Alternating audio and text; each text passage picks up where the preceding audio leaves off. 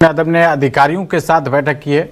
वर्ष 2026 को कृषि वर्ष के रूप में मनाने का ऐलान किया मुख्यमंत्री ने। किसानों की आय बढ़ाने पर विशेष फोकस रहेगा, विकास और रोजगार सृजन पर भी फोकस रहेगा। कृषि वर्ष का मासिक कैलेंडर तैयार कर लिया गया है। समृद्ध किसान समृद्ध प्रदेश टैगलाइन रहेगी। तो इसको लेकर मुख्यमंत्री डॉक्टर मोहन यादव ने अधिकारियों के साथ बैठक की और आगामी वर्ष 2026 को कृषि वर्ष के रूप में मनाने का उन्होंने संकल्प किया है, तैयारियां की हैं। और ज़्यादा जानकारी के साथ हमारे संवाददाता शिखिल व्यवहार जुड़ गए हैं।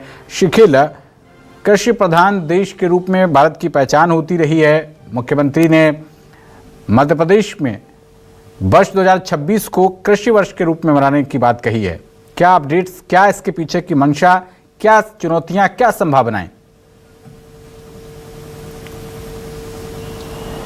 देखिए, मध्य प्रदेश की अगर हम बातचीत करते हैं तो इसका परिदृश्य नजर आता है खेती, किसानी और किसान। और साथ ही साथ यह जो प्रदेश है, अगर हम राष्ट्रीय औसत के आधार पर इसको देखते हैं तो यह अपना औसत 50% से अधिक ले जाता है। निश्चित तौर पर इसी को देखते हुए मुख्यमंत्री डॉक्टर मोहन यादव ने इस बार जो आने वाला नया साल है 2026, वो जो है निर्धारित किया है कि इसे कृषि वर्ष के रूप में साल भर जो है वो मनाया जाएगा। इसका कैलेंडर भी तैयार कर लिया गया है और आज अधिकारियों के साथ एक विस्तृत प्रारूप को लेकर एक पूरी बृहद प्लानिंग के साथ एक बैठक की गई है और इसके अलावा कई निर्देश भी हैं वो जारी किए गए हैं। ना सिर्फ इसको अगर हम देखते हैं तो समृद्ध मध्य प्रदेश, समृद्ध कृषि के आधार पर इस पूरे जो वर्ष को मनाया जाएगा, इसमें अलग अलग आयोजन किए जाएंगे। और सबसे प्रमुख बात इस बैठक की और इस वर्ष की बता देता हूं, हर महीने जो किसान है वो संबंधित फसलों को लेकर विदेशों में होने वाली जो फसलें हैं उसको उत्पाद को जानने के लिए भी जाएंगे। अब तक तो प्रदेश में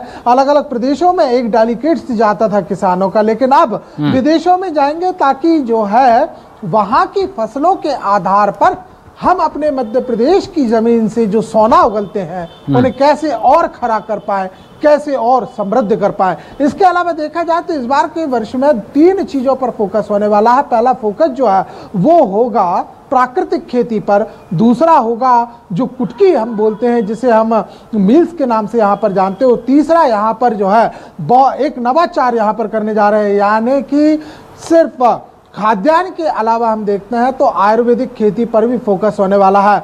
वहीं अगर देखा जाए तो जिस प्रकार से जैविक खेती लगातार आज जो अपने आप की चलन में और प्रचलन में लगातार आगे बढ़ रही है, उस पर कुछ ब्रेक लगाने की तैयारी भी सरकार इस नव वर्ष में करने वाली है। और इसी को लेकर पूरी की पूरी एक संरचना तैयार की गई है। अधिकारियों को भी ये निर्देश दिया गया है कि ये तो किसानों से जुड़ी हुई, लेकिन चलिए, बहुत शुक्रिया शिखिल आपका इस अहम जानकारी के लिए।